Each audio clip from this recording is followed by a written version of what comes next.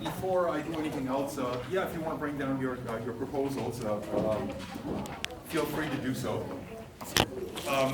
Given that I was ill well, not last week, but the week before, and we had a reading week in between, I will give those of you that have not managed to get the paper proposal done yet an opportunity to hand it in next week as well. So if you have not managed to get around to it, please do so. Obviously, we'll get the ones that were handed in today back sooner than the ones that will be handed in next week.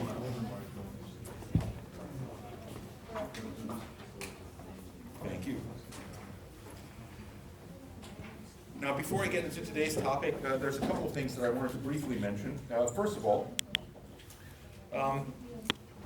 the APUS requests every year that they have a representative in every class, and doesn't entail much of anything other than that you communicate with them and you get a little certificate for doing so. If there's anyone that would like to volunteer to be a class representative for the student union, please, is there anyone that would be willing to take on such a thing? Well, think about it, and if somebody does decide that they want to, there's a form up here for you to sign on to, and you can make use of that opportunity. Now, as you know, I managed to catch the plague a couple of weeks ago. It seemed to be going around, and I hope none of you have been cursed with it, because it's a doozy, and took me out for almost a week completely. But the upshot of that is that we've fallen somewhat behind our lecture schedule, and there's two ways that we can deal with it. One is that I schedule a makeup lecture in the study period immediately after or the week after our midterm test to make up for the missing lecture. The other alternative is that I post the missing lecture or a lecture to make up for it online via I think it's called Grab It or something along those lines. There's a program that allows me to record a lecture and then post it on Quarkus. How many of you would prefer to have a makeup lecture on Thursday? I think it's the 9th of December or the 8th of December, the week immediately after classes end. Nobody wants a makeup lecture? Okay, one person would like to make up. How many would prefer if I posted online? Okay, we'll try to go in that direction. What I will try to do is to avoid the issue altogether by essentially trying to get through the material without having to make either of those options necessary. But insofar as I fail at that, then I will post a lecture online instead and save you all the trip down here. I sort of had a suspicion that you weren't interested in having another lecture just after classes end. So before I begin today's lecture, let me briefly see whether there's any quick questions about anything that we've touched on so far. And if not, to try to pick up where we left off last class. Last class, if you can remember back that far, we began to look at the impact of the public on American foreign policy. And I argued that there were essentially three ways of coming at that. One, which we discussed fairly extensively, is public opinion. And generally, the conventional wisdom with regard to public opinion is that public opinion is not and should not be a guide to the making of foreign policy for the United States, in large part by virtue of the fact that throughout the 20th century, and probably before, the elites in the United States considered public opinion to be relatively a poor guide to policy because the average American was considered to be ill-informed, his opinions unstructured, and consequently volatile, and consequently a poor guide to policy making. That volatility and poor level of or poor degree of informed opinion is easily illustrated by a couple of things that I cited last class. That many Americans tend to be blissfully unaware of foreign events. Most Americans do not have passports, meaning that most Americans have never traveled outside of the United States, and consequently are ill-informed about global affairs. And given that lack of information, their opinions about global affairs tend to be rather volatile, meaning that, well, a good illustration of that was the attitude in the United States toward the Soviet Union, in particular toward Soviet leaders. As you may well imagine, the Russian Revolution was perceived as a major threat to Western democracies, and especially capitalist countries like the United States. And thus the leaders like Lenin and later Stalin were seen as evil incarnate. That was perfectly in keeping with the interests of the elites in the United States and the policies of the United States up until the Second World War. And the attacks on Pearl Harbor. And suddenly the United States found itself in an alliance with the Soviet Union against Nazi Germany and Imperial Japan. And Joseph Stalin, evil incarnate, more or less overnight became Uncle Joe, our partner in struggling against totalitarian governments. And the opinions of him were entirely changed. That lasted until 1945 and the emergence of the Cold War. And suddenly, just as quickly as he was transformed from evil incarnate into Uncle Joe, he became evil incarnate once again. And you can cite numerous other examples of that historically. American public opinion in this regard is indeed rather volatile, and thus a poor guide to policymakers. Instead, the conventional wisdom has been a continuation of the observations that were made by Walter Lippmann in the 1920s and 30s, and that have become known as elitist theory. And Walter Lippmann put this most blatantly. He argued that given the ill-informed nature of the public in the United States, it is the role of elites not to follow the public in shaping foreign policies, but rather the role of elites to determine what is in the interests of the American public or of the American state, and then to use the phrase used by Walter Lippmann, to manufacture consent for it. In other words, convince the rest of the public that these policies are in their best interest. Walter Lippmann was the father of elitist theory, but also the father of American journalism. And in that sense, it reflects to a certain extent the understanding of the elites that run the media in the United States, of the role that they play in making American foreign policy. In other words, that their role is not necessarily entirely to hold to account the government and to inform the public about events, but rather is to play what in other contexts might be called a kind of a propaganda function. In other words, to support the goals of the government and to get the public to recognize the wisdom of those policies.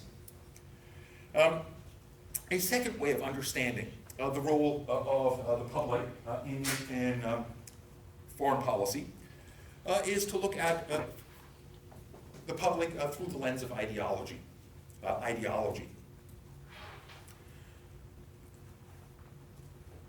You all know what's meant by ideology, the set of ideas that motivate individuals, and that are usually to a certain extent simplifications of reality, but based on more coherent pictures of reality and more permanent features. In other words, while public opinion might change on a day-to-day basis based on public events, ideology tends to be much more stable. And the general perceived wisdom among American political scientists historically has been that ideology does not play a strong role in American politics. That the American public is largely non-ideological. Now, that should raise some eyebrows among many of you that look at the United States from the outside, and that looking at the United States from the outside would have to come to the conclusion that the United States appears to be a very ideological society, that ideology to a large extent dominates American political discussions.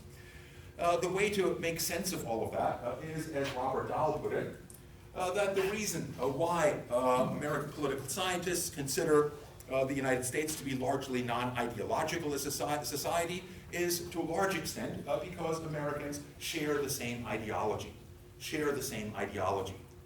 In other words, if you were to draw a spectrum of ideologies from left to right, and try to place various countries and the international system on it, most countries in Western Europe would have a pattern something like this.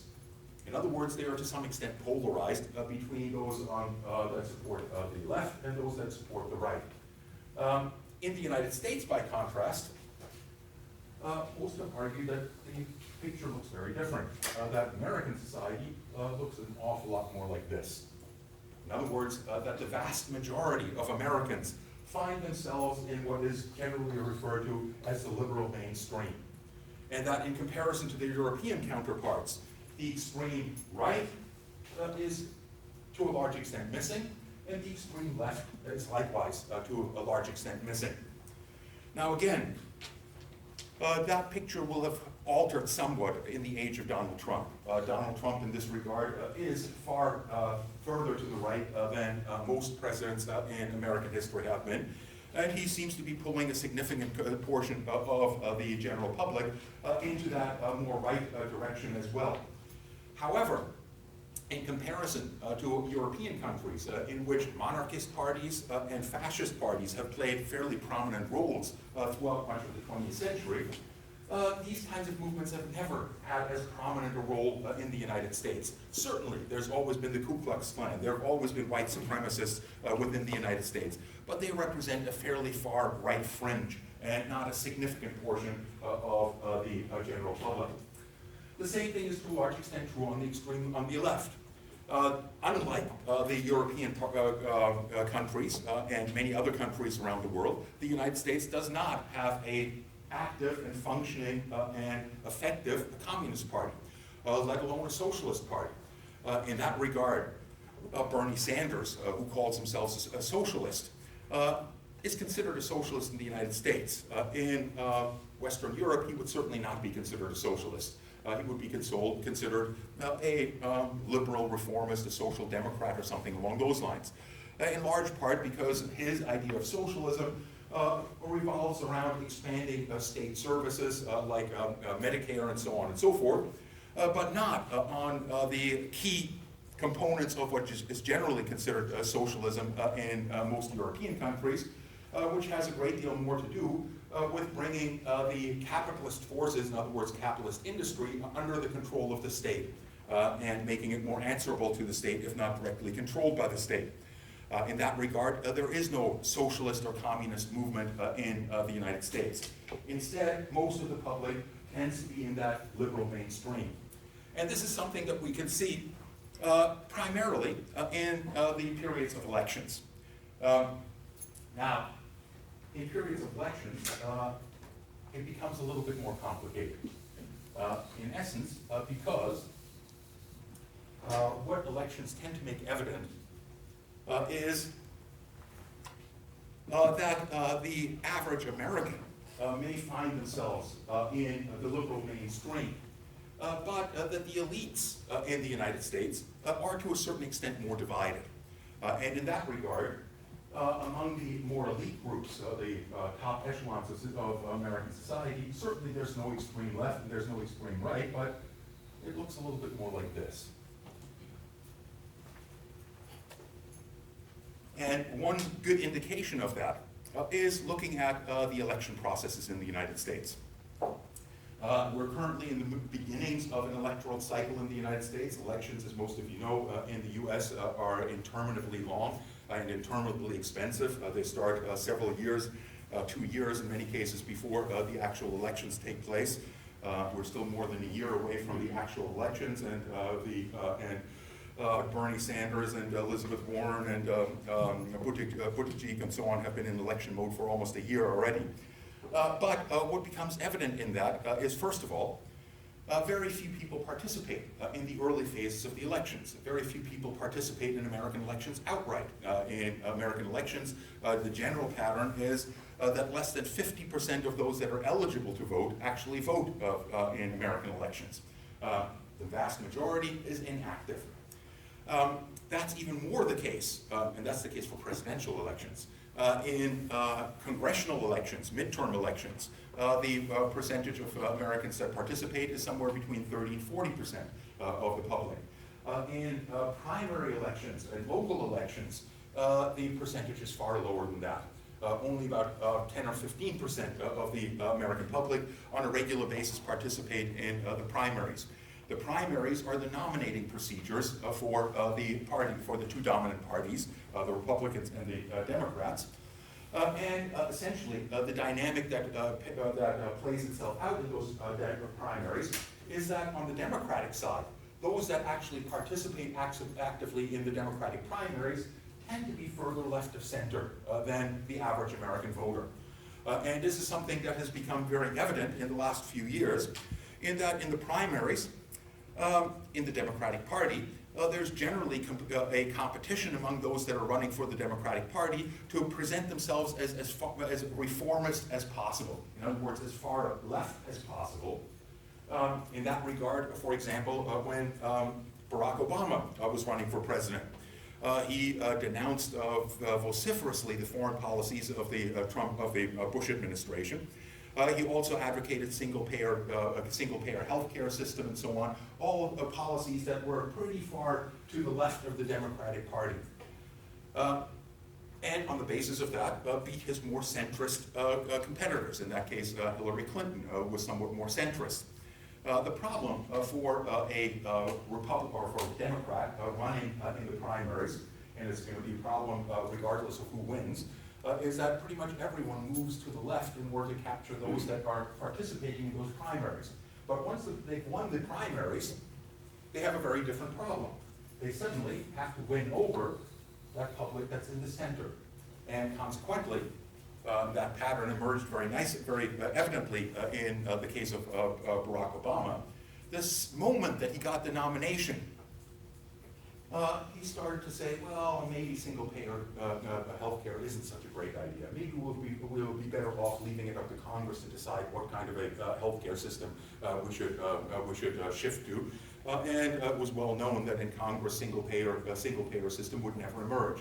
In other words, he very quickly moves to the center. Whereas prior to his nomination, he was talking about holding the Bush administration responsible for its actions in foreign policy, including the adoption of torture, including waging an illegal war against Iraq on false pretexts and so on. What did he say the second after he got the nomination? And even more so after he got elected. He wants to stay in Iraq. Well, that too. But the first thing that he said is, let's look forward, not backward. In other words, let's not hold trials for those that were guilty of authorizing torture. Let's not hold any kinds of hearings about the lies that were presented to the American public to get the United States into Iraq. And of course, as you pointed out, it's always much easier to get into a war than to get out of it. And in that regard, the conditions under which Obama was willing to pull out of Iraq were no different than the conditions under which Bush would have pulled out of Iraq. And those conditions were not ones that Mr. Bush was ever able to achieve, and they were not conditions that Mr. Obama was ever able to achieve. And so far, they're not really conditions that Mr. Trump has been able to achieve either. In that regard, in order to win the elections, the candidates invariably pull toward the center. The same thing is to a certain extent true on the Republican side. On the Republican side, it's the right that tends to dominate the nomination procedure, and that therefore has a tendency to nominate individuals that are further right of center than would be necessary in order to win over the average American voter. And this is played out in the case of the United States, most notably in the elections of 1964, in which Lyndon Johnson ran against Barry Goldwater. And Barry Goldwater was a darling of the Republican Party, but he was very far to the right. And while he had no problems winning the Republican nomination, it was almost a foregone conclusion that there was no way that he was going to move far enough to the center to be able to win the elections. The same thing was also fairly evident in the run for the presidency of Mitt Romney a few years back. Mitt Romney again, during the primaries, presented himself as an arch-conservative and as a pretty strong militarist. In other words, pretty far to the right. And his campaign manager at the time was asked in an interview, well, moving this far to the right, isn't that going to be a problem once you get into the general elections and have to capture the center in order to win? Basically, his campaign advisor said, well, most Americans don't pay any attention to the primaries anyway, and once we've won the primaries, we'll simply shake the Etch-a-Sketch and start from scratch. In other words, nobody will remember what the heck we said in the primaries, and we can start with a blank slate in the elections. Of course, it ultimately didn't work out for Mitt Romney. He was unsuccessful at convincing the average American of his centrism.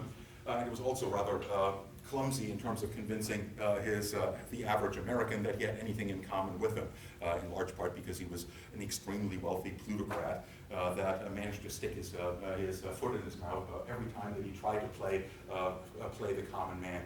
One of the best examples of that was that in order to make himself more appealing to the average American, he wanted to present himself as a fan of motorsports and went to the NASCAR races, which the average working Joe in the United States loves. And when asked about, what do you think about this NASCAR business, he said, oh, well, it's a great thing because I have some of my best friends own teams. Again, making it fairly evident that he had little in common with the average American. In this regard, ideology does play somewhat of a role, but it does not really shape American foreign policy in any substantial manner. For the most part, American foreign policy has been under the control of that liberal mainstream, under a kind of bipartisan consensus that has been briefly interrupted by the election of Donald Trump. Donald Trump, in this regard, is not part of that liberal mainstream, and to a considerable extent, although I think that there's very good reasons to impeach Mr. Trump, although I think that Mr. Trump is an entirely incompetent president who can not sustain a single consistent idea for more than 5 or 10 minutes without contradicting himself, the current war against Donald Trump with regard to the affairs in Ukraine and his withdrawal from Syria and so on, are more a reflection of, as Andrew Basovich noted in a recent article that I'll try to post on our Quarkus site for you to examine, is essentially that he's somebody that comes from outside of this liberal mainstream, and that to a large extent he has united those more centrist elements that have controlled American government in his opposition. Essentially, those more centrist elements being those that, to a large extent, are the employees in the federal government, in the major sections of the executive branch, which we'll look at in more detail later on today or next week, and that Donald Trump now refers to as the deep state that's out to get him by virtue of the fact that he is sort of out of step with the consensus on foreign policy that has been maintained at least since the attacks of September 11th, that sees the best way of the United States securing its interests as an expansion of its military presence in various parts of the world, in particular in the Middle East. Let me look at briefly at the third and arguably most important contribution that the beliefs of the public have with regard to shaping foreign policy. And this is what is usually referred to as political culture.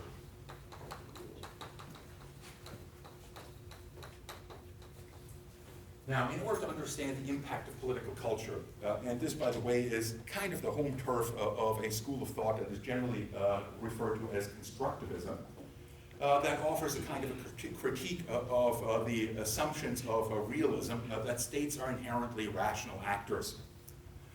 Essentially, what constructivists argue is that what is rational is always bounded by the kinds of assumptions that individuals make in approaching a particular situation. In other words, by their belief system. That their belief system causes them to understand certain things as rational and other things as not rational. And in that regard, in order to understand the rationality or to gauge the rationality of actions of states, we have to put them into the context of those cultures.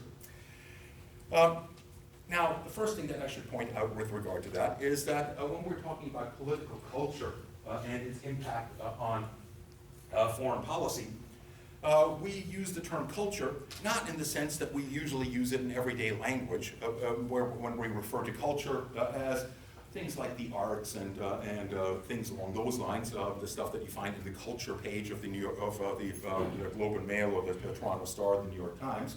But rather, we refer to it as the way that anthropologists think of culture. And anthropologists argue that culture refers to the most deeply held beliefs of a political community, of any community. The most deeply held beliefs that allow a community to understand who they are and what their role in this world is. And that these deeply held beliefs are to a large extent can be understood as having a central organizing principle,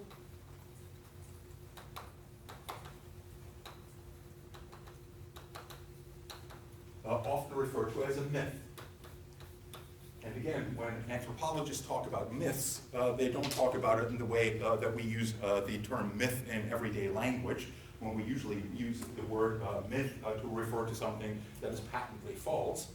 But rather, anthropologists argue that the mythology of various societies are those most deeply held beliefs that are so deeply held and so well accepted by a political community that they are rarely subjected to critical evaluation.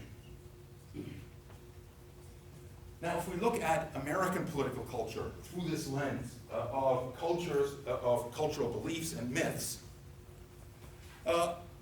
as Lauren Bards argues in the article that I've assigned to you on your reading list, the United States has one central myth that motivates its beliefs and its actions, and that is the myth of the city on a hill.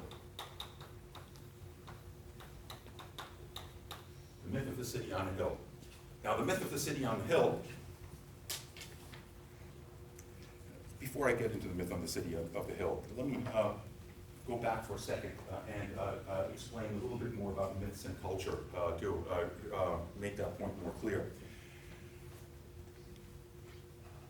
Cultural beliefs and myths are the most deeply held beliefs that are rarely subjected to critical evaluation by members of a particular society. Why is that? The reason is that, as the sociologist William Vanderburg argued, that cultural beliefs and myths have their basis in the metaconscious. And let me briefly explain what I mean, or what he means by that.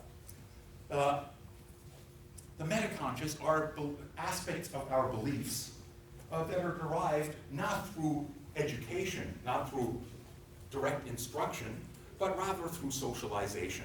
Through socialization. They are beliefs that we've acquired over time, not through direct instruction, but rather through the milieu in which we have been raised. And there's all sorts of aspects of metaconscious knowledge that may be useful in illustrating that. So, for example, when a diplomat is sent, for example, from Canada to Colombia or Brazil, they have to be made familiar with the culture in which they will be operating. And they will, in the process, also have to become aware of their own cultural beliefs that usually they're not even aware of because they're not something that is consciously taught. So one aspect of that, that's a good illustration, is that sociologists have found that in studies of Latin American cultures in comparison to North American culture, that in Latin America, the average person tends to stand about 1.5 feet away from the person that they're speaking to. In other words, their conversation distance tends to be about 1.5 feet. By contrast, in North America, the average person that meets somebody else tends to stand about 3 feet away from the person that they're speaking to. Now, did your parents, I don't know how many of you grew up in North America, but did your parents ever give you instructions that you shall stand 3 feet away from me when you're talking to me? Of course not. But it's something that we become comfortable with by virtue of the fact that we've experienced that all of our lives, and therefore are never aware that we tend naturally to stand about 3 feet away from the people that we're talking to. Now, if you're not aware of that, and you get sent as an ambassador to Venezuela or Brazil or something, and you get off the plane and you're met by the foreign minister, and the foreign minister walks up to 1.5 feet away from you and says, "Hey, how you doing? Nice to meet you." You'll feel kind of uncomfortable, and you'll have a subconscious tendency to step back one step. And he'll consequently feel a little uncomfortable and step further toward you. And your attitude will be, "What's with this Latino guy trying to get up my nose?" And his response will be, "What's with this uppity American always trying to get away from me? Would I smell funny or something?" In other words, all sorts of misunderstandings can happen. And therefore, when we send diplomats, we make sure that these kinds of things don't happen by making them aware of these cultural beliefs that they've internalized without ever being aware of them. And there's all sorts of aspects of that. So for example, in the Middle East, it is deeply offensive in many societies to expose the soles of your feet to somebody. In other words, if you come to somebody's house and you put your feet up on their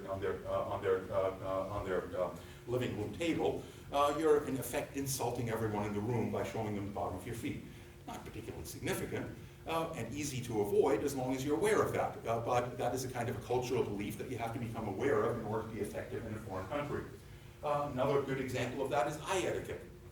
In some cultures, eye etiquette is very important, especially in, for example, caste societies like India. For those members of a lower caste to look directly into the eyes of somebody of a superior class is seen as a challenge and as inappropriate. We don't have that much of an emphasis on eye etiquette, but if I, during my lectures, were to keep my eyes on this gentleman in the front row the whole time and never really move my eyes from him, he would start to feel a little bit uncomfortable in a very short time, and he's probably already feeling a little uncomfortable. And the rest of you would start to think that I was a few fries short of a Happy Meal. And you probably would be right, because I've been violating your eye etiquette, because you've gotten used to over the years that when somebody's talking to a group, they don't just focus on one person in the front row, they kind of allow their eyes to travel.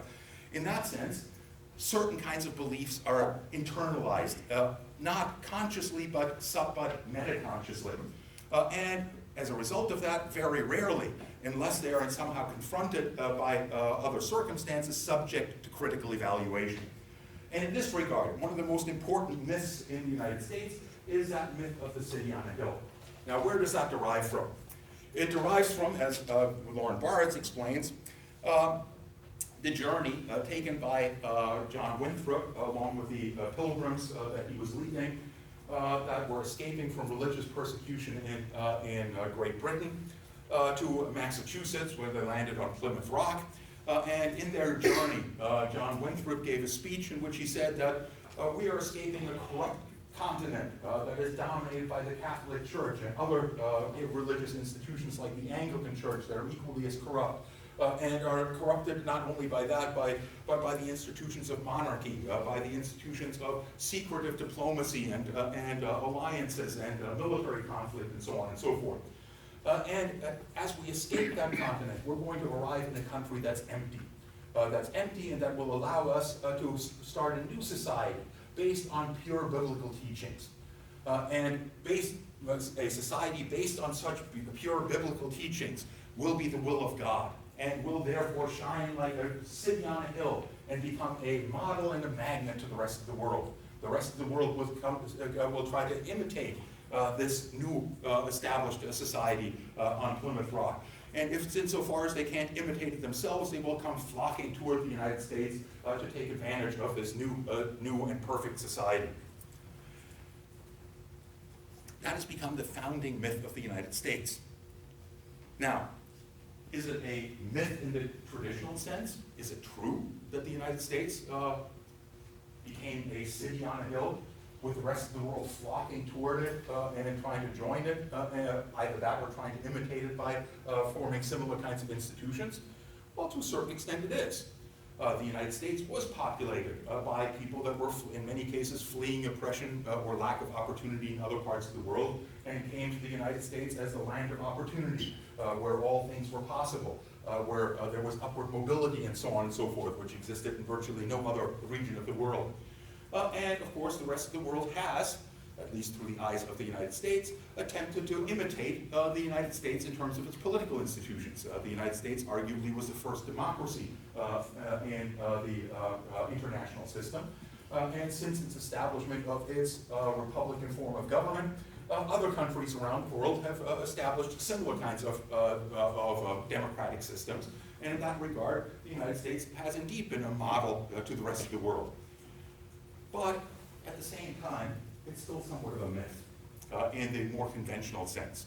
First of all, it's a myth because John Winthrop was not the first settlement in the United States. The first settlement, European settlement in the United States was Jamestown in what is now Virginia. And it was populated not by people that were escaping religious persecution, but rather by wealthy entrepreneurs looking for opportunities to enrich themselves. First by finding gold, which they failed to do, but then by establishing enormous plantations in the land that they found that was extremely rich, and importing slaves to work those plantations. But rich Europeans, rich British folks coming over and forming plantations worked by slaves isn't a very good foundational myth. John Winthrop's idea is a much better foundational myth. And therefore, although on some intellectual level most Americans know that Plymouth Rock was not the first settlement, nonetheless the myth prevails that the United States was founded by the settlers that came on the Mayflower and that established this more pure society.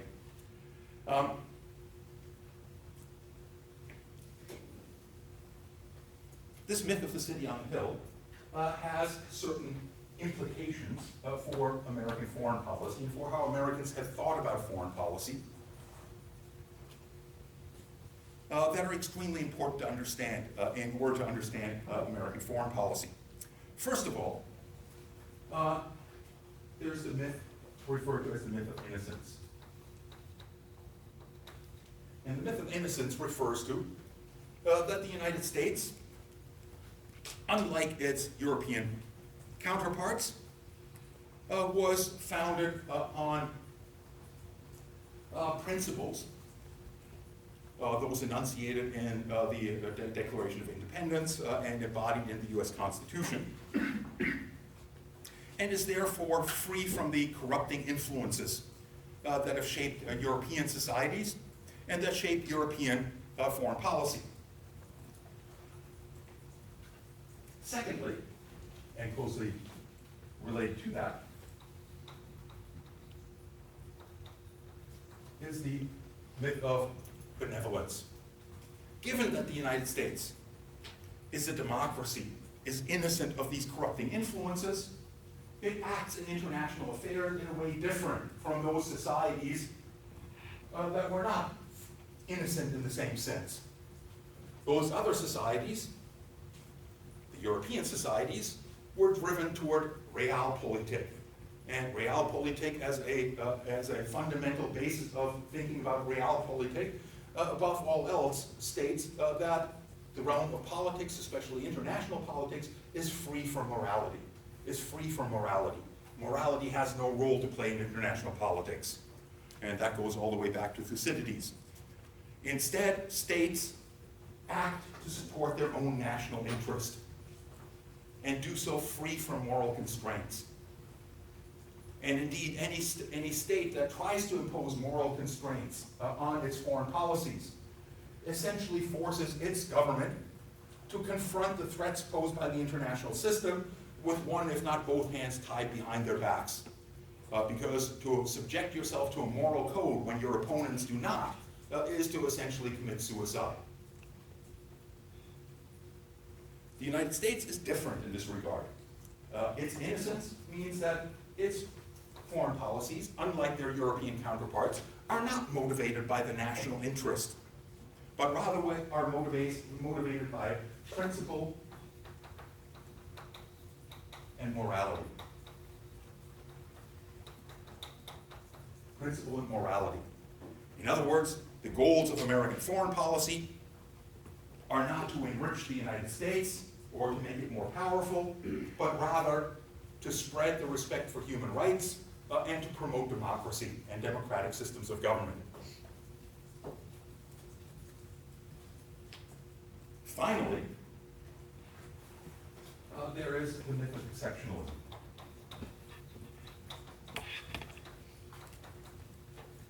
The myth of exceptionalism In this particular context, although the term exceptionalism is used in a number of different ways in describing the United States, in the current context, the dominant meaning of exceptionalism when it's used by, or when it was used by individuals like George Herbert Walker Bush and his son George W. Bush, and Bill Clinton and Barack Obama, refer to the fact that the United States, in the aftermath of the collapse of the Soviet Union, became kind of a global hegemon.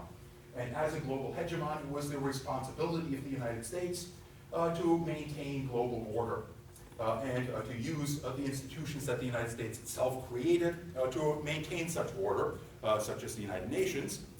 But that is, as is the case with any kind of law enforcement function, the sheriff in a town can't be tied to the same rules as every citizen in the same town. In other words, the United States is in some ways exceptional and can do things that others cannot, such as ignore National Security Council rulings that declare a particular kind of a conflict, such as the one in Iran, or Iraq, to be illegitimate. In the context of American political culture, exceptionalism refers more specifically, as Lauren Barnes argues, to technological superiority. Or to put it differently, as he puts it, American know-how. Or to put it differently yet, the idea that the United States, because of its technological superiority, because of its American know-how, can succeed where others have failed.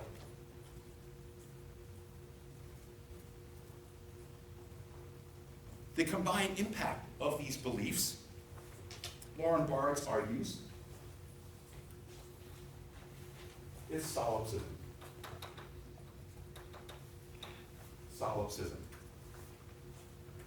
Solipsism, narrowly defined, is simply the belief that my way of doing things is the only and the best way of doing things. And we all have a tendency toward that kind of solipsism.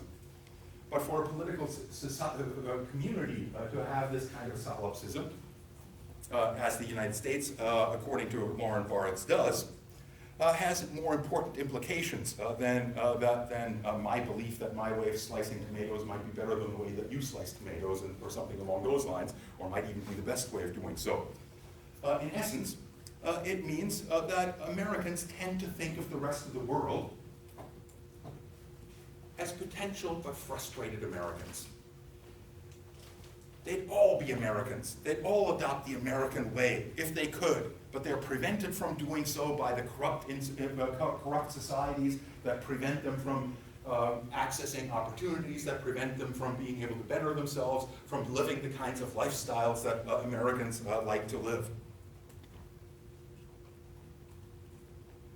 Now, this solipsism has some important implications for American foreign policy. I would argue some crucial implications for American foreign policy. First of all, it has enforced the basic belief, in regard to principle and morality, that when the United States interferes in foreign territory, its purpose for interfering in foreign territory is invariably liberation. Liberation.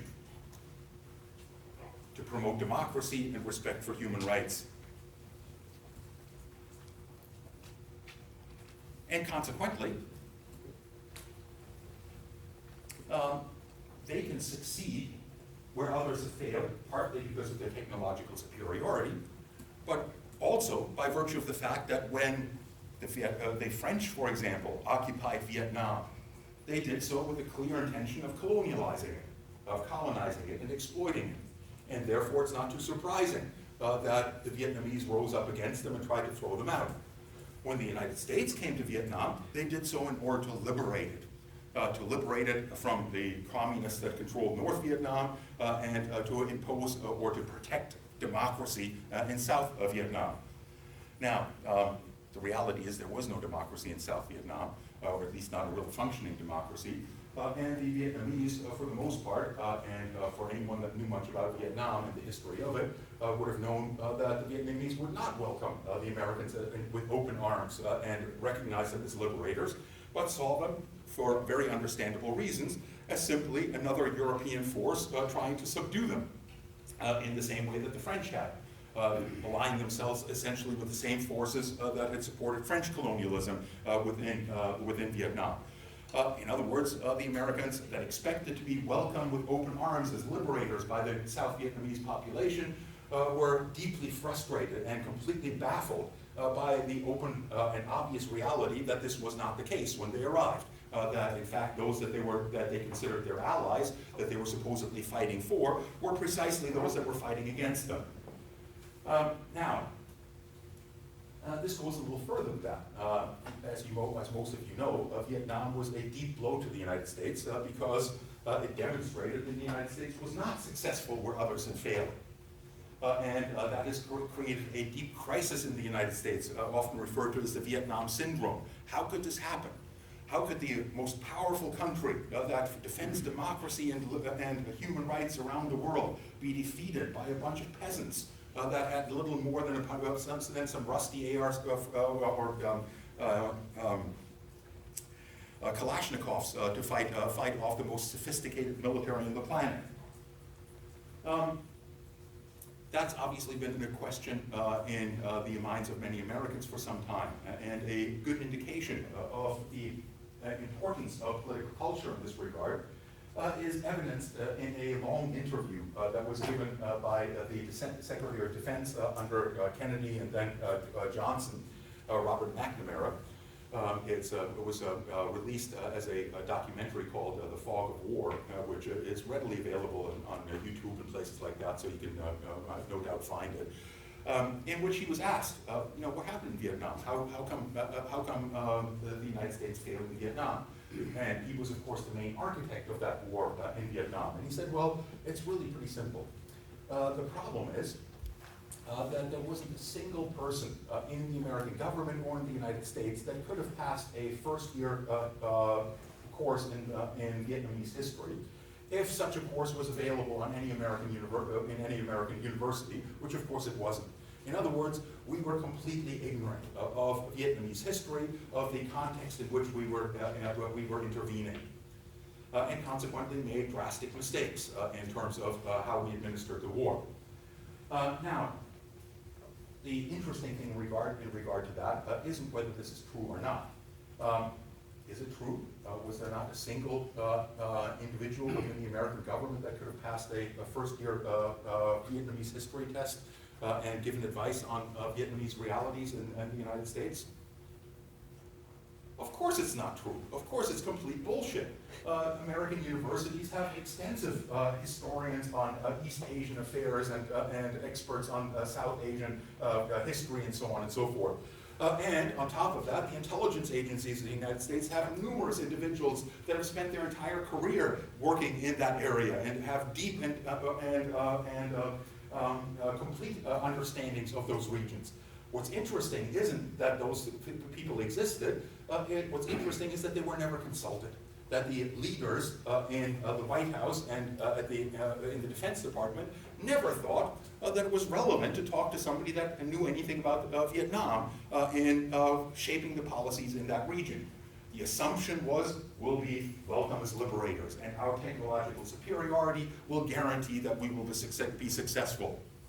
Now, you would think that the Vietnam War would have shown a bright light on these myths and the extent to which they distort American foreign policy in ways that are highly inimical to the United States in achieving its foreign policy goals. Is there much evidence that the United States has learned about this Vietnam syndrome and has changed its orientation in this regard? Evidently not. Especially if we look at the most recent interventions by the United States in various regions, and probably the most prominent in this regard would be the intervention in Iraq. Again, the intervention in Iraq came down to that the Bush administration decided they needed regime change in Iraq. They claimed because Iraq was associated with the forces of Al-Qaeda.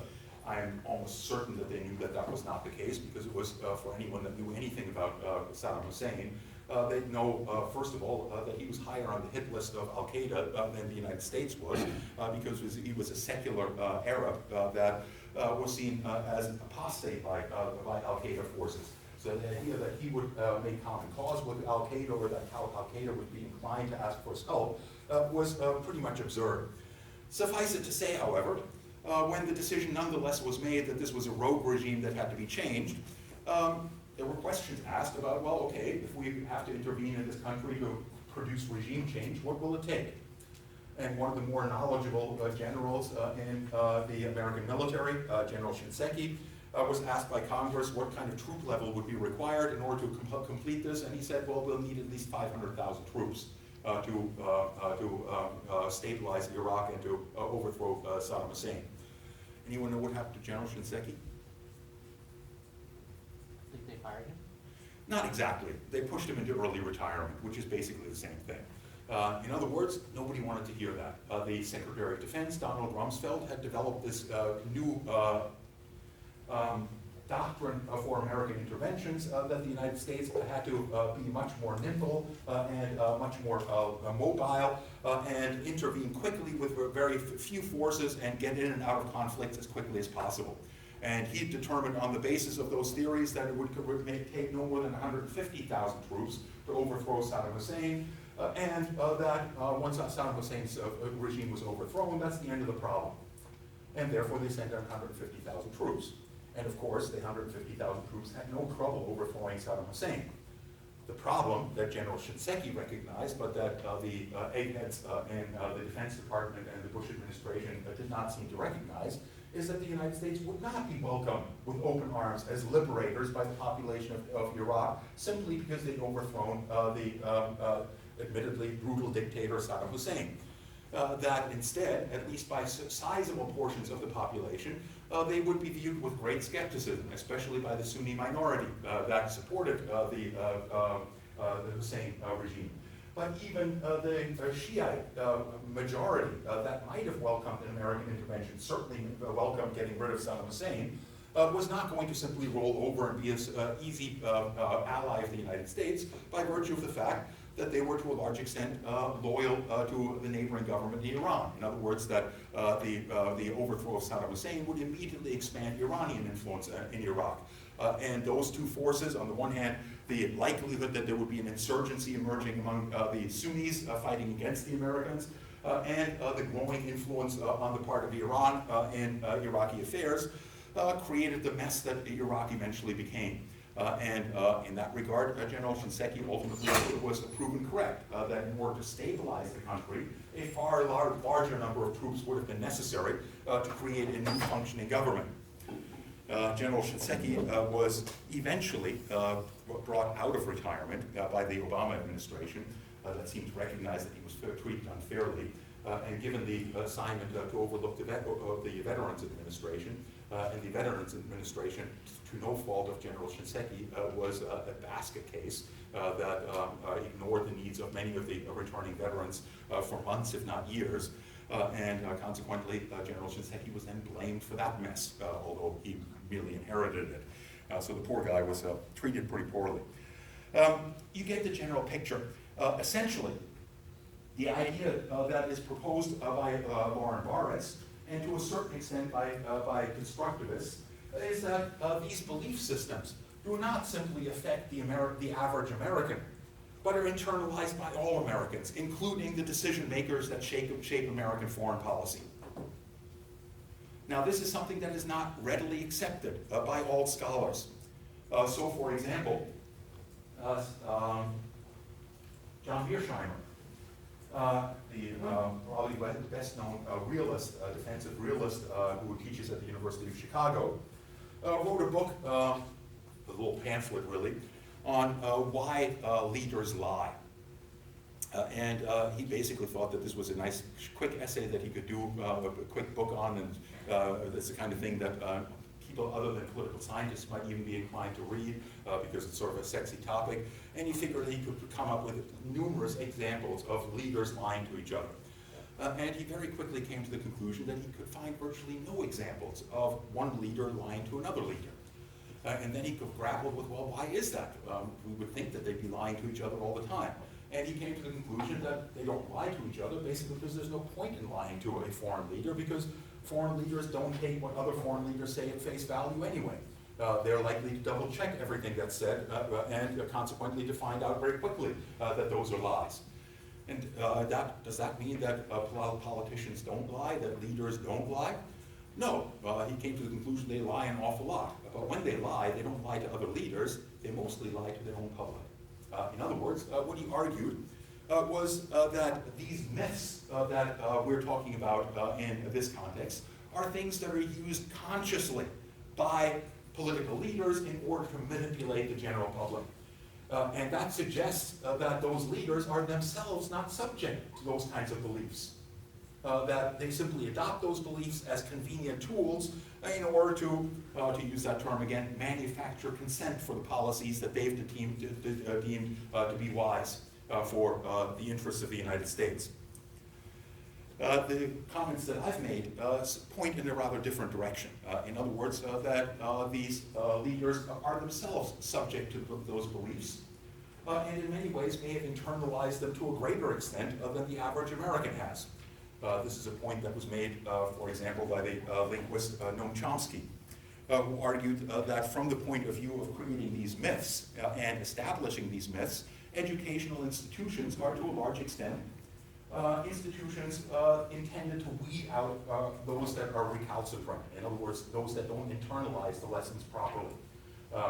If you question everything that you're being taught in school, what tends to happen? You question things like the story about the Mayflower and so on and so forth, or for that matter, why you should copy this sentence over and over again, or why you should do this homework at this particular time and so on. What happens to students that question everything? They get bad grades, and consequently don't excel. And eventually, if they get bad enough grades, if they're uncooperative enough, they get put into special classes, where, as Bart Simpson so nicely put it, let me get this straight, I'm in this class where we're going to catch up to the rest of the students by going slower. In other words, you get put on a sidetrack, and that sidetrack will eventually lead you into occupations where you will have zero or no influence. And from that point of view, those that rise through the educational institutions, starting in grade school and going on through middle school and high school and university, and then get PhDs and so on, are those that are most indoctrinated and that have most effectively internalized those belief systems, not those that are least subject to it. And therefore, those that are most likely to take actions in accordance to these belief systems. And certainly the comment by Robert McNamara about his conviction that there was nobody that could have advised him and could have prevented him making these drastic mistakes seemed to suggest that he had very effectively internalized all of these basic lessons. It also demonstrates some aspects of American political culture, or pardon me, American political or foreign policy that are influenced by this. In essence, what scholars like Norman Barnes argue is that the overall impact of American culture in this regard is, first of all, to oversimplify foreign policy, something that can be seen fairly readily in numerous different examples. The best example I can think of off the top of my head was the axis of evil. When George Bush got in front of the UN and decided to declare that there was an axis of evil that had to be confronted in order to stabilize international affairs, and that this axis of evil consisted of Iran, Iraq, and North Korea. Why is that an oversimplification?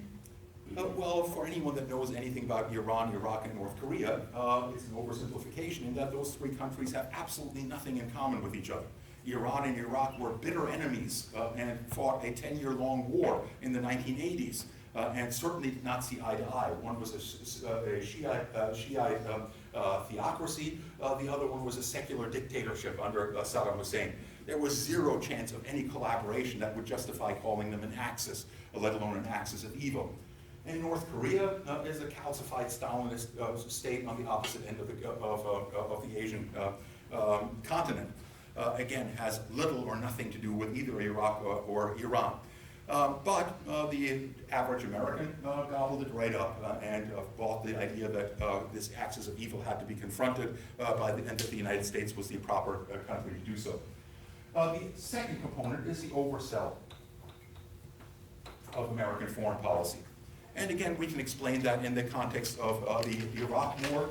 The oversell came in the form of Condoleezza Rice getting on TV and saying that the smoking gun that proves that Saddam Hussein has weapons of mass destruction will come in the form of a mushroom cloud over New York City, or something along those lines, suggesting that Iraq was a real potent and immediate threat to the United States, although pretty much any objective analysis of Iraqi capacities would have determined that that was not the case. The oversell and the oversimplification of foreign policy. A related trend to that tends to be the dehumanization of enemies.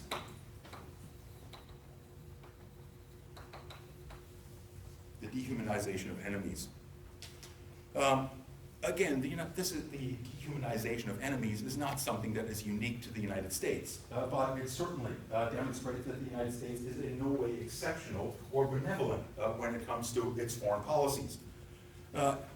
Almost all countries that have taken aggressive actions in foreign territory, beginning with the colonial powers, have done so on the basis of essentially creating the impression that the victims of their military campaigns are somehow subhuman, or somehow evil individuals that deserve no real consideration and that are better off dead. And in that regard, the United States has certainly followed through on those kinds of beliefs. And this goes a long ways back. The United States liberated the Philippines from Spanish colonial rule. But then immediately turned their guns on the independence movement in the Philippines that they were supposedly helping to liberate from Spanish rule. And in putting down that liberation movement, it is estimated that they slaughtered about 1/6 of the population of the Philippines in a series of massacres in 1906, demonstrating again this dehumanization of enemies. A closely associated component to that is the intolerance for dissent.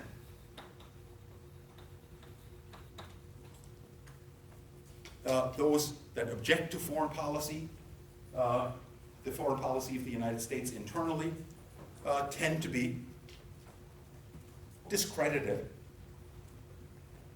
as disloyal, as treasonous. A good illustration of that is Tulsi Gabbard, who is a weird character. She's the congresswoman from Hawaii, but she's been a fairly vocal critic of American foreign policy, especially of the forever wars in the Middle East and elsewhere. And Hillary Clinton, just a couple of days ago, said she must be an agent of Russia. Again, demonstrating this idea of that dissent is inherently something that is disloyal, if not treasonous.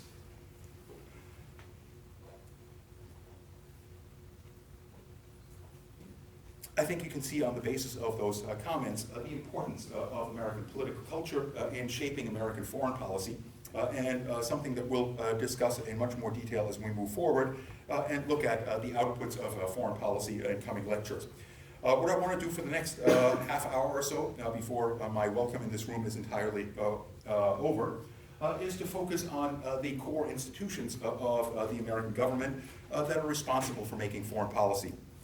And as we discussed when we talked about the U.S. Constitution splits the authority over foreign policy between various branches, between Congress and the executive branch most particularly.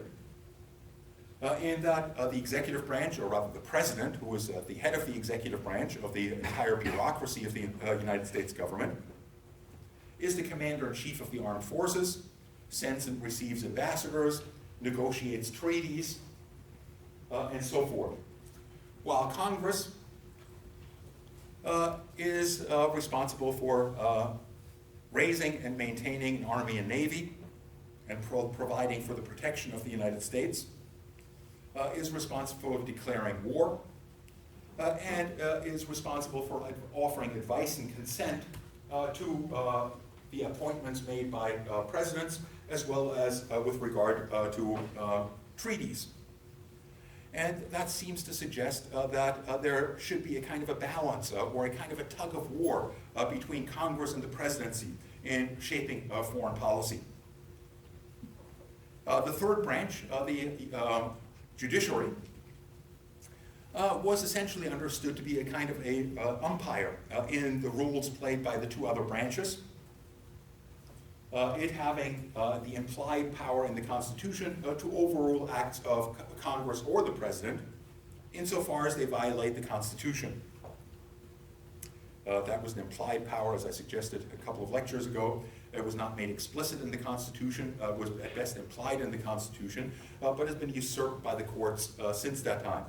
And while the courts have interfered and have issued opinions on foreign policy matters on a few occasions, and I present you with two of those occasions, the Curtis Wright Export Company versus Sawyer, versus the U.S., and the Youngstown Sheep Company versus Sawyer. For the most part, their role with regard to foreign policy has been somewhat ambiguous.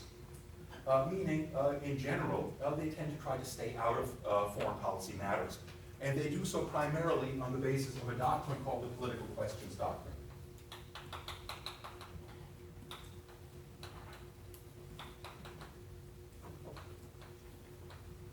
Political questions doctrine. The political questions doctrine basically holds that the role of the courts is to issue legal opinions, not to issue political opinions. In other words, to settle legal matters, not to settle political questions.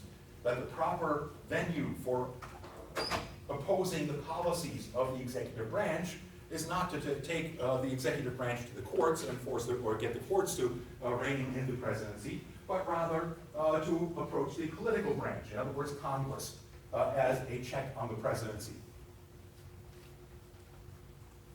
In such, they've been rather reluctant to interfere in policy issues related to foreign policy. The other thing that has kept the courts out of that picture is the general issue of standing.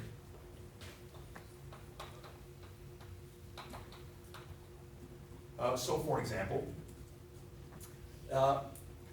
the process of judicial review in the United States is a little bit different than it is in countries like Germany, for example. The German Constitution requires that any piece of legislation passed by the legislature is then handed to the Constitutional Court, which checks whether it is in keeping with the Constitution. And if it's not, the court will issue an opinion saying this has to be reworked in such and such a way in order to make it conform to the Constitution of Germany. In the United States, it doesn't work that way. The way it works is that when a bill is passed by Congress and signed into law by the President, it is the law of the land. And can only be challenged insofar as somebody that is affected by that law challenges it. So, for example, a good example in this regard is in the 1980s, in the aftermath of the Vietnam War and the Vietnam protests and so on. One of the most potent symbols of protest in the United States, of anti-Vietnam protests, and subsequently protests against the policies in Central America and South Africa and so on, was the burning of American flags. And the President of the United States, Ronald Reagan, found this completely outrageous, that American citizens would show such disrespect to the American flag. And consequently got Congress to pass a law that outlawed the burning of American flags. And being a strong supporter of it, of course, he signed it into law immediately. And then it became the law of the land. Anyone know what happened on the same day that he signed it into law? Did it get struck down?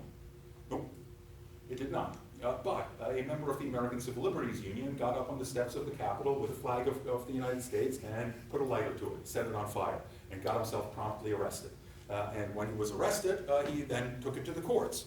And the lower courts, of course, convicted him, because the lower courts tend to be more inclined to follow the law as it is passed. But it made its way up to the Supreme Court, and the Supreme Court basically decided No, this is a form of political expression that is covered by the First Amendment that guarantees the right to freedom of speech and so on, and therefore it cannot be outlawed. In other words, in order to take a case to court, you have to have standing. You have to have been damaged by that case. You have to have been arrested in accordance to that law. You can't just come along as a citizen and say, I don't agree with that, I want to take it to court. In that regard, for example, the American Civil Liberties Union and the New York Times sued the American government in 2009, I believe it was, because of the illegal surveillance policies adopted by the Central Intelligence Agency and the NSA. Argued that this violated the basic rights guaranteed in the Constitution to be free from unreasonable search and seizure. The lower courts looked at it and basically said, yeah, that's pretty much straightforwardly the case, that surveillance without some kind of probable cause is a violation of the basic rights of American citizens and therefore is null and void, seeming to hand a victory to the American Civil Liberties Union and the New York Times. The government then appealed it to a higher court, and the higher court basically said, well, we're not going to issue an opinion on this, and we're going to strike down the decision of the lower court, simply because the New York Times and the ACLU have no standing. They can't prove that they've been spied upon, that their privacy has been violated. Unless you can prove that, you have no standing. Of course, they can't prove that because the government isn't going to give them the files that prove that they've been spied upon. And it's almost certain that the ACLU has been spied upon by the American government. In that regard, the courts tend to stay out of foreign policy matters. The balance between Congress and the President is a much more complex matter, however. The overall assessment is that from the beginnings of the American Republic, the United States has to speak with a single voice. Just like all other countries in foreign affairs speak with a single voice. And that single voice has to be the voice of the President. And indeed, for those of you that read the opinion in the Curtis Wright decision, it makes explicit that understanding that the U.S. has to speak with a single voice, and in that sense that the President is that dominant voice, and that indeed his powers over foreign policy do not derive from the Constitution and are not significantly limited by the Constitution, but are inherent in the office as a result of the nature of statehood and of the role that the United States plays in the international system, where it has to function on an equal footing with other countries. And other countries do not have the kinds of constraints that the Constitution implies, and therefore the President also can't have such constraints. Nonetheless, it is implicit in the U.S. Constitution that the Congress is supposed to be a check on the presidency. And it is implicit and rather explicit in the writings of the framers of the American Constitution that they considered the executive branch to be the most warlike and therefore in need of restraint from the more democratic institutions such as Congress that would try to rein in those impulses to settle foreign conflicts by military means. How has that played out? Well, let me take a look at, for the next little while, at the U.S. presidency and its powers as well as the constraints that the U.S. presidency faces. And one of the arguments that I will make is that the U.S. president does indeed face some significant constraints, but that those constraints in many ways are less from Congress or from the courts, but to a large extent are from the bureaucracies within the executive branch itself. The bureaucracies within the executive branch itself. This is something that has not been particularly evident in previous administrations, although if you look at them closely, you will certainly discover this reality as well, but it's become in particular evident under the Trump administration. And the Trump administration in this regard has from the outset argued that it came to power to transform American foreign policy, to end the forever wars, to bring the soldiers home, and so on and so forth. But that these policies suggested by the Trump administration were essentially an attack on the bipartisan consensus that had been established in the previous administrations under both Democrats and Republicans that had seen the expansion of American military presence across the globe and so on and so forth, and that therefore the policies suggested by Trump were an attack on the staff of the executive branch itself, on what Donald Trump increasingly has called the deep state. And that is elements within this deep state, within the State Department, the intelligence agencies, and so on and so forth, that are essentially responsible for trying to constrain the Trump administration from abandoning the policies of his predecessors, especially with respect to Russia, and that failing their ability to do so, want to get rid of him. In other words, that the attempts to impeach him have nothing to do with crimes or misdemeanors that have been committed by Donald Trump, and have everything to do with restoring the powers that be that supported a bipartisan consensus in the war on terror under both the Democrats and Republicans prior to Donald Trump coming to office. The deep state. Let's look at that basic suggestion in the larger context. And a good introduction to that is to cite very briefly Lyndon Baines Johnson, who offered some advice to his successor. Lyndon Baines Johnson, you might recall, came to the White House as a result of the assassination of John F. Kennedy. And Johnson, in that regard, was a kind of an interesting figure. Many today think of Johnson as being sort of on the same page as John F. Kennedy and continuing Kennedy's programs, and to a certain extent he did. But one of the things that's important to remember is that Lyndon Johnson was put on the ticket with John F. Kennedy for one and only one reason. Anyone want to guess what that was? He was a Southerner. That was a very important component of it. Essentially, John F. Kennedy was a Catholic from Massachusetts, a northern liberal. And he wouldn't have had a chance in hell of winning the elections in 1960 without the support of Southern Democrats. Now, Southern Democrats were not liberals. Southern Democrats were the segregationists that had run the South for the period since Reconstruction, and they were deeply conservative. And in that regard, what John F. Kennedy had to do, which has been the case with pretty much every presidential candidate that has been outside of the sort of centrist mainstream, is that he had to balance the ticket. In other words, he had to choose a conservative Southerner to balance his liberal Northern appeal and be able to win the South. In any event, Johnson took over the presidency, won the 1964 re-election, but then decided to quit and not seek re-election in 1968. And many argue it's because of the failures in Vietnam that he decided to step down. Suffice it to say, he offered this advice to his successor, Richard Nixon, upon leaving office. And I quote, "Before you get to be president, you think you can do anything.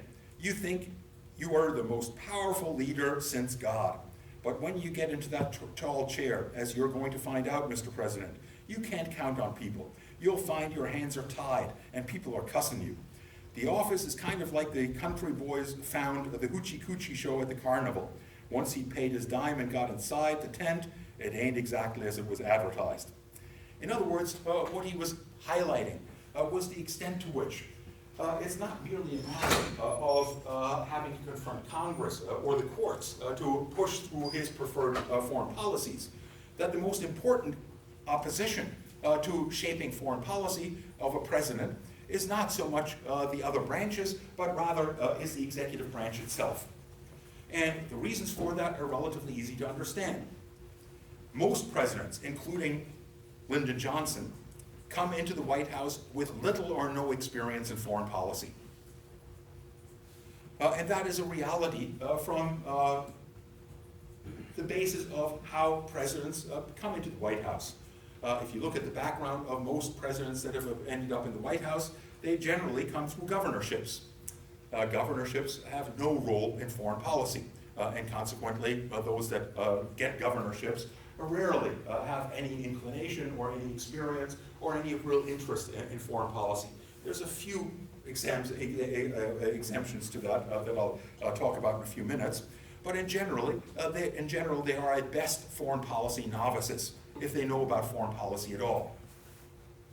The other route to the presidency tends to be through either the House of Representatives or the Senate. And in both of those cases, foreign policy is not a huge component of their obligations. And indeed, those that make it their business to get involved in foreign policy, either in the Senate or the House of Representatives, tend not to last very long in those roles. For the simple reason that what senators and members of House of Representatives have to do in order to gain influence is to gain seniority. And in order to gain seniority, you have to get reelected. And in order to get reelected, you have to be able to bring the goods back to your constituencies, to your state, or to your voting district. Now, how many contracts and so on and so forth can somebody that's on the House Intelligence Committee or the House Foreign Service Committee provide to their local constituents? Not much. In other words, they're very vulnerable to be attacked by somebody in their own constituency saying that, hey, your senator has been sitting on the Foreign Service Committee and he hasn't done a damn thing for you guys. I'll go there, I'll get into the right committees to be able to bring your tax dollars back to you and so on. In other words, those that succeed in the Senate tend to be, again, foreign policy novices, not foreign policy experts. And that means that these fellows that end up in the White House immediately are confronted by people that have been working in the State Department, in the intelligence agencies, in the Defense Department, in the Treasury, and so on and so forth, that have spent their entire careers in those operations, and consequently have deep knowledge about foreign affairs, about the various components of their responsibilities.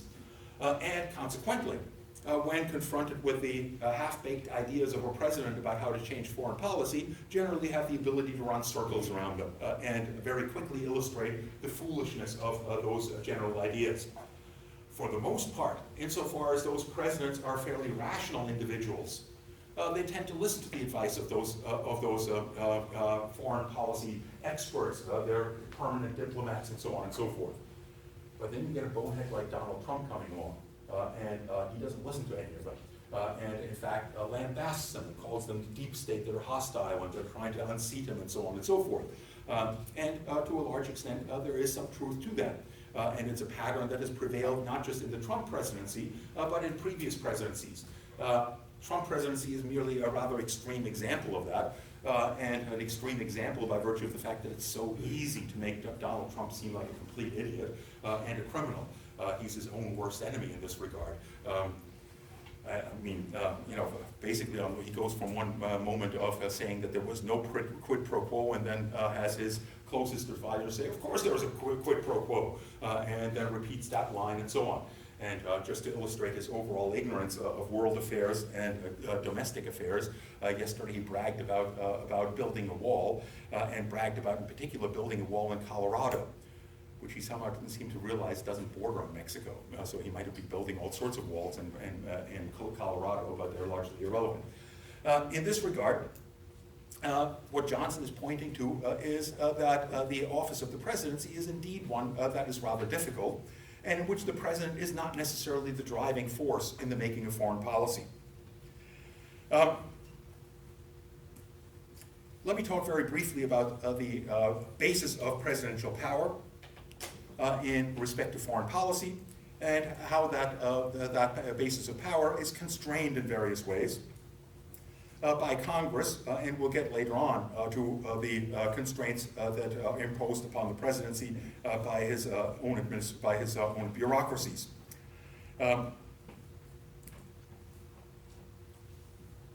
role of the president, first and foremost, and his chief source of power, is the role of commander-in-chief of the armed forces. The role of commander-in-chief of the armed forces, however, was a power that was not all that significant in most of American history. In large part because throughout most of American history, the United States functioned on what was known as a Minuteman theory of defense. And the basic idea of that Minuteman theory of defense was that the United States did not have potent enemies on its borders capable of threatening its sovereignty. That insofar as there were powers capable of threatening American sovereignty, they were European powers. and were far enough away to allow the United States not to have to maintain a permanent land army or a permanent navy, but to allow the United States the luxury of being able to mobilize such military forces in situations where tensions rose and where the United States might have to defend itself. Consequently, the pattern of the United States was to maintain a relatively small Marine Corps, which was admittedly extensively used throughout most of American history to interfere in foreign affairs, but otherwise to quickly mobilize a large military when crises surfaced, and to demobilize them immediately after. And that was a pattern that was followed in the War of 1845 against Mexico, the War of the Civil War, the Spanish-American War, the First World War. Each of those saw rapid mobilization of a citizens' militia on the basis of an officer corps trained in places like West Point and Annapolis that formed the core of that military, and their rapid demobilization once the conflicts were over. All of that changed at the end of the Second World War. In essence, the end of the Second World War saw the passage of what is known as the National Security Act of 1947. National Security Act of 1947. And the National Security Act of 1947 reflected the concerns of the rising Cold War and the perception that the world had changed. In other words, that the large moats that protected the United States in the previous centuries, the Pacific and the Atlantic, were no longer significant enough, given the technological developments, to protect the United States, and that therefore the United States needed a permanent military. And furthermore, that permanent military had to be better coordinated, and therefore, rather than having a Department of the Navy and a Department of War, these two departments were combined into the Department of Defense. And the very language of the Department of Defense is, of course, that a Department of War is only necessary when you're at war. Department of Defense is always necessary because you always have to defend yourself. In that sense, it was not only a massive increase in the size of the federal bureaucracy in the executive branch. The Defense Department is by far the largest bureaucracy, employing close to 3 million individuals, not to mention the subcontractors that are involved with the Defense Department. But also provided him with armed services on a more or less permanent basis. And that in turn shifted the balance between Congress and the President. Generally, it was required for any major military intervention that Congress first raise an army and then declare war for such a thing to happen. In the context of the post-war period, that was no longer the case. Suddenly, the President had a permanent military at his disposal, and presumably had the ability to use it when it was necessary. In that regard, the War Powers Act that was passed in the aftermath of the Vietnam War, the War Powers Resolution, as it's sometimes called, of 1974, was a reflection of the concern over this. Basically, the United States engaged in several military conflicts after the Second World War, the first, of course, being the Korean War. The Korean War was never declared war by Congress, in large part because it was authorized by the United Nations. And the United Nations essentially authorized the United States to play the lead role in protecting South Korea from the North Korean invasion. The next major conflict that the United States was involved in was, of course, the Vietnam War. And the Vietnam War began rather slowly. The United States began to send advisors to the French government when it was attempting to retake its colonies in South Vietnam after the defeat of Japan. The French ultimately blew that attempt to recapture their territory in Vietnam, were soundly defeated in the Battle of Dien Bien Phu in 1954 and driven out of Vietnam. And thereafter, the United States tried to support the South Vietnamese government by sending military advisors to it to be able to hold off the forces of Ho Chi Minh, who the Americans reluctantly admitted was the Vietnamese equivalent of George Washington, in other words, as their independence hero that had liberated large portions of Vietnam from Japanese and then French colonial rule. Ultimately, the United States went further, obviously, than simply sending advisors. As the advisors they were sending and the trainers proved to be insufficient to stabilize the South Vietnamese government, eventually they sent in larger amounts of troops. That required authorization from Congress. And basically, the authorization came in the form of what became known as the Tonkin Resolution. Tonkin Resolution in 1963. The Tonkin Resolution was the result of two attacks on American ships in the Gulf of Tonkin, off the shores of North Vietnam. The first one, it turned out, was in all likelihood one that was provoked by the United States. In other words, the U.S. was sending its ships on a course directly into Vietnamese waters, trying to provoke a reaction on the part of the North Vietnamese. The North Vietnamese claimed that they attacked the American ship in Vietnamese waters. The Americans say they were just outside of Vietnamese waters, which is true, is not entirely certain. The second attack took place in international waters, but was in all likelihood simply a mistaken radar blip. In other words, a whale or something along those lines that was mistaken for a torpedo. No torpedo ever hit the ship, and nobody on the ship was aware that they were ever under attack. Suffice it to say, these attacks were used by the Johnson administration to go to Congress and suggest that they had to deal with this aggressive behavior by North Vietnam, and the U.S. Congress voted 460 to 0 to authorize the president to do whatever he thought was necessary to deal with North Vietnamese aggression. In the Senate, the victory was not quite as lopsided. I think there were 20 senators that voted against it, but nonetheless overwhelmingly supported President Johnson. And it's on that basis that he began the longest war in American history. It was not an official declaration of war. And consequently, given that that war failed, Congress felt that something had to be done to rein in the presidency to prevent this kind of thing from happening again. And the War Powers Resolution was passed basically to prevent that kind of thing from happening again. The War Powers Resolution states that the president is authorized to introduce troops into hostilities in foreign territory without congressional authorization. The reason being that in the environment of the Cold War, the president has to be able to react very quickly to any kinds of threats that the United States faces, and can't always wait for consultation with Congress and a declaration of war or something along those lines before taking action. Consequently, it authorized him to be able to take action without congressional authorization, but insisted that a declaration of war or authorization had to be obtained within 60 days of the deployment of troops within hostilities. If the president failed to get that authorization within 60 days, he could apply for a 30-day extension to get those troops back out of those hostilities and to end those American involvement. It furthermore stated that the president had to inform Congress within 48 hours of the deployment of American troops in hostilities that he had done so. And keep him informed on a regular basis about the progress of these conflicts. Some have argued that the War Powers Resolution was an attempt by Congress to rein in the president.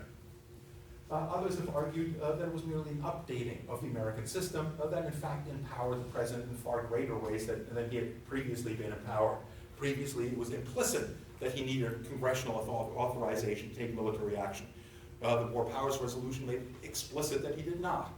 And furthermore, one of the problems with introducing troops into hostilities is that it's easy to introduce them into hostilities. It's a much more difficult thing to pull them back out. In other words, many suggested that once the president has devoted troops into a conflict, the likelihood that Congress is going to be willing to pull them back out and therefore embarrass American credibility and so on is virtually zero. In other words, that it has massively empowered the president to take far more drastic actions than he was previously authorized to do. It's also interesting to note, however, that every single president that has occupied the White House since the passage of the War Powers Resolution, which was passed over the veto of President Ford, has declared that they consider it to be unconstitutional, a violation of the separation of powers, and that they don't feel bound by it. Nonetheless, no president to this date has explicitly violated the War Powers Resolution. Conflicts have either been authorized by Congress or they've ended within that 60-day period.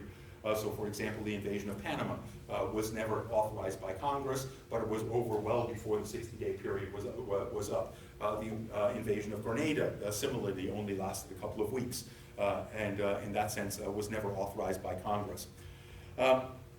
Congress, furthermore, has demonstrated in recent years in particular that in contrast to the assumptions by the framers of the Constitution, that it being the more democratic branch of the American government would be more constrained in being willing to take military action, that Congress is just as willing to take military action as the president, and in some cases more so.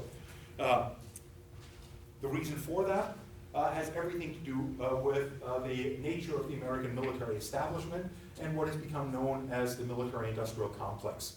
The military-industrial complex, we'll discuss in much more detail in a coming lecture, basically refers to the enormous size of the American military, the fact that the American military, being well aware of the nature of American politics, has distributed its bases into virtually every congressional district in the United States, making it a major employer in virtually every district in the United States, and making it very difficult for any member of Congress to lessen military spending without being accused of undermining local employment and things along those lines.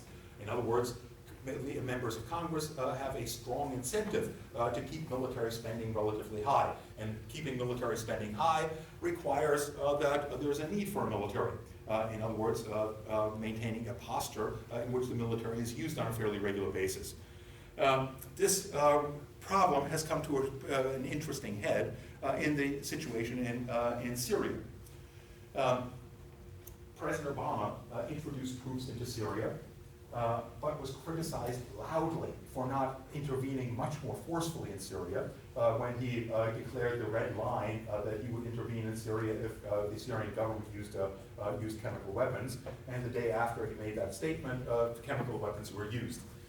A lot of the evidence seems to point to that it was forces opposed to Assad that used the chemical weapons, essentially knowing that if they could tie it to the Assad government, it would force the hand of the Americans. But suffice it to say, Obama did not invade Syria and try to produce a regime change, but did introduce some troops into regions of Syria to help the Syrian opposition to overthrow the government of Bashar al-Assad. It's interesting in that context that he did not get congressional authorization for that. That he claimed basically that he could do so on the basis of the authorization to use military force that was passed by Congress in the aftermath of the attacks of September 11th. That gave the president the authority to go after any forces that he thought were tied to the attacks of September 11th. But of course the Assad government was never tied to the attacks of September 11th, so it arguably didn't cover that. Now it's interesting that therefore these troops that are, according to American law, illegally in Syria, they've been there for several years, not just the 60 days that were required to get authorization, are now being pulled out by Donald Trump. And the action that was taken by Congress is, well, they passed a resolution just the other day denouncing the Trump administration for pulling the forces out of Syria, even though they were never authorized by Congress to be there to begin with. And on top of that, it should be added, although it's never added in discussions in the United States, that the only reason why there should be any foreign troops in a sovereign recognized country by the UN is insofar as those troops have been invited by the legitimate government of that country. The Syrian government certainly never invited American troops into its territory. In that sense, under international law, they're also there illegally. And Donald Trump is having a hell of a time pulling them out, largely facing the opposition not just of Democrats within Congress, but also significantly of some Republicans in Congress that are very much tied to continuing that military presence in the Middle East. Kind of an interesting situation. I have at this point probably overstayed my welcome in this room since it is now 10 to 7. So let me leave my discussion at that, and we'll pick up on this next week. But before I do so, let me see if there's any quick questions or comments or expressions of disagreement, outrage, or disgust, or anything of that sort. I'd like to have these things vented early on. If not, then have a great week, and we'll see you all next week. And again, if you haven't already done so, you can hand me your research proposals now, but I will also accept them next week since I was not here the week before reading week. And lastly, if any of you guys want to sign up for the class representative role, please come see me. That's me important. Thanks a lot. I'm sorry.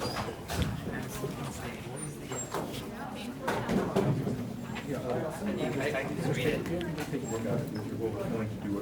As far as I know, the associate and the part-time students at university.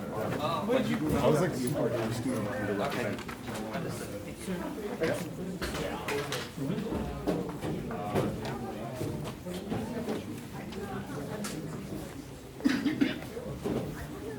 No, any country that's covered in the course. So, I mean, if you're dead set on that.